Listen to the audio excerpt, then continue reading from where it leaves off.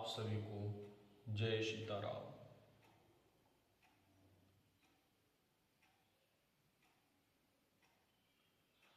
आप सभी को करवा चौथ की बहुत बहुत शुभकामनाएं।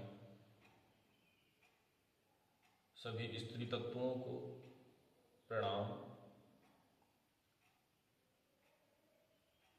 आज मैं एक बात कहना चाहता हूँ। यह करवा चौथ या अन्य जो भी व्रत आदि रखे जाते हैं, उनका कुछ उद्देश्य और महत्व रहता है। हमारे सनातन में जो भी चीज़ें हैं, उनका कुछ न कुछ रीज़न रहता है, कारण रहता है। उन्हीं कारणों की वजह से ये सभी चीज़ें चल रही हैं। आज मैं बताना चाहता हूँ कि इस संसार को ईश्वर परमेश्वर के द्वारा संकल्प और भाव से, संकल्प के द्वारा इसे रचा गया है और भाव से यह चल रहा है। तो करवा चौथ पे मैं कुछ बताना चाहता हूँ कि हर किसी की शादी होती है, एक उत्सुकता होती है, पुरुष की भी और महिला की भी। लड़का लड़की दोनों बहुत भाव से इस वैवाहिक जीवन में आते हैं।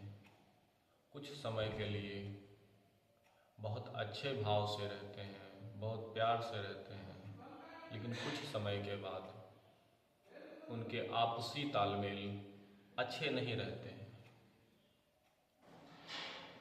अच्छे न रहने का कारण है नकारात्मक सोच। और जहाँ पे प्रेम है वहाँ पे नकारात्मक सोच नहीं रह जाती है। आपसी संबंध मधुर चलते हैं। यह कहावत गलत कही गई है कि जहाँ पे प्रेम होगा वहाँ पे लड़ाई होगी।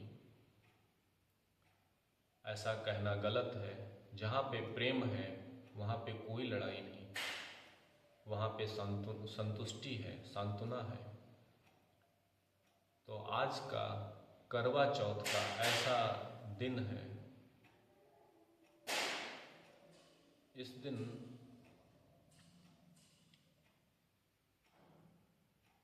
इस मौके पे हर पुरुष व महिला में एक आपसी भाव जागृत होता है।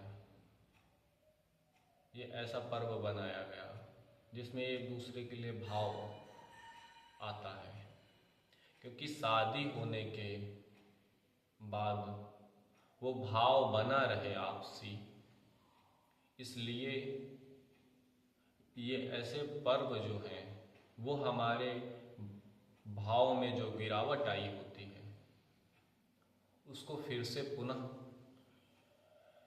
स्थापित कर देते हैं। तो ये एक मौका होता है कि हम अपने भावों को फिर से वैसा ही स्थापित कर सकें और फिर से मधुर संबंध चल सकें।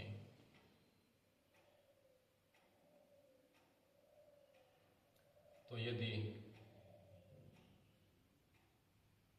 अब इसमें ऐसा बहुत सारी महिलाएं बोलती रहती हैं, और शायद आज के समय में ऐसा है भी, बहुत कम महिलाएं ऐसी हैं जो करवा चौथ और कुछ विशेष पर्व के अलावा अपने पतियों के पैर छूती हूँ।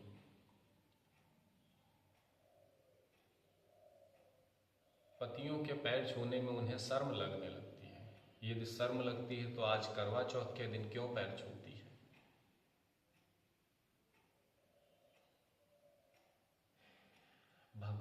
जैसे कहें कि भगवान के हम पैर मंदिर में छूते हैं और यदि मंदिर के बाहर मिलेंगे तो हम उन्हीं के पैर नहीं छुएंगे। तो यदि भगवान के पैर छूने हैं तो चाहे वो मंदिर में हो चाहे बाहर हो, कहीं भी हो, पैर छू सकते हैं और भाव से ही छुएंगे, तभी हमें उसकी पॉजिटिविटी मिलती है। तो ये जो इस पे वीडियो हम अलग से कभी बना देंगे, लेकिन पैर यदि हम छूते हैं पति के, तो उसमें ही हमारा एक भाव जागृत होता है कि पति परमेश्वर वाला। तो आपसी संबंध कैसे मधुर हो, इसके लिए आज का दिन जो है वो एक विशेष मौका है। एक प्राकृतिक तौर से इस माहौल में सभी के अंदर एक आपसी भाव जगता है। इस भाव में यदि हम एक प्रार्थना रूपी संकल्प आपस में पति पत्नी में लेंगे, तो वह हमें आगे मधुर संबंध बनाए रखने में, लड़ाई झगड़ा न होने में लाभकारी रहेगा। आपस की जो गलतियां हैं, शादी के बाद की जो भूलें हुई या आपस के जो मतभेद हैं, उन्हें एक दूसरे को साक्षी मानकर स्वीकार करें और इस भाव को फिर से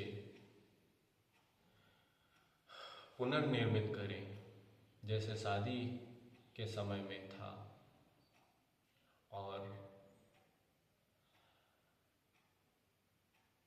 ये निश्चित मैं कहता हूँ कि यदि पतियों के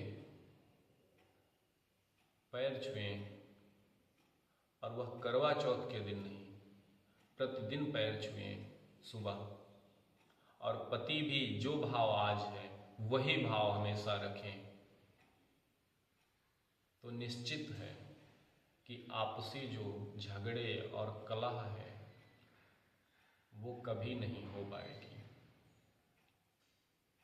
और यह दिखावे के लिए करवा चौथ का व्रत रखना, इसका कोई मतलब नहीं है।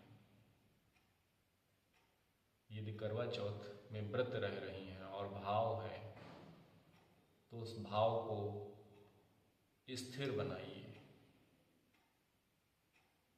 बस यही हमारा कहना है कि यदि करवा चौथ का व्रत रह रहे हैं तो उसका पूर्ण लाभ उठाइए। आज ही पैर नहीं छूना है, हमें प्रतिदिन पति के पैर छूना है और पतियों को प्रतिदिन आज के जैसा भाव पत्नी के लिए रखना है।